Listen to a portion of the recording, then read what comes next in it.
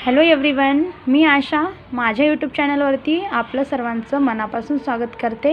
मित्रांनो, आज मी आणखीन एक नवीन व्हिडिओ घेऊन आली आहे जो की आपल्याला खूप छान फायदा देईल। तर मित्रांनो, लेडीजसाठी खूप छान खूप छान हे प्रोडक्ट आहेत। तर त्याला पिंपल्स, ॲक्ने किंवा पिगमेंटेशनसाठी हा रिझल्ट खूप छान देईल तुम्हाला। जर कोणाला असेल तर हा खूप फायदेशीर ठरणारा व्हिडिओ मी स्वतः पर्सनली हा यूज केलेला आहे। तर समजा कुणाच्या फेसवरती पिंपल्स वगैरे आले असतील आणि त्याचे डॉट्स वगैरे पडतात, तर त्याच्यासाठी त्याला रिमूव्ह करण्यासाठी ही fairness gel with liquorice and aloe vera आणि याच्यासोबत SPF 14 म्हणजे खूप छान प्रोडक्ट हा आहे आणि खूप छान हा रिझल्ट देतो आहे। ऑल स्किन टाईप्ससाठी आपण याला फेअरनेस क्रीम जेल खूप छान याला अप्लाय करू शकतो। आणि हा आहे नीम अँड गुटुकुला फेस वॉश। नीम हे अँटीफंगल अँटीबॅक्टेरियल असतं, त्यामुळे हा फेस वॉश खूप छान आहे।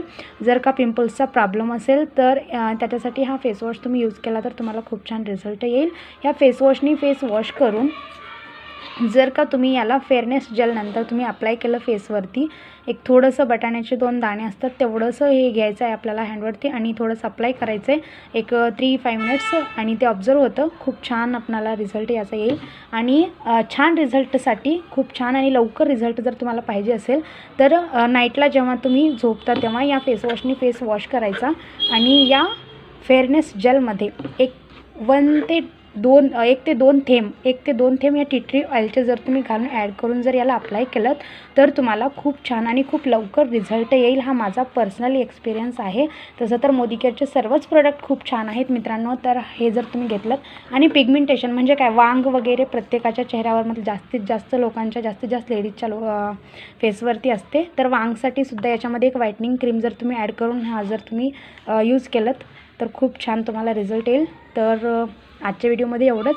जर तुम्हाला या व्हिडिओमधून काही नवीन इन्फॉर्मेशन किंवा तुमच्या फायदेशीर जर हा व्हिडिओ ठरला असेल तर माझ्या चॅनलला लाईक करावं, शेअर करावं आणि सबस्क्राईब करावं, कारण असेच छोटे छोटे व्हिडिओज मी आपल्यासाठी घेऊन येईन।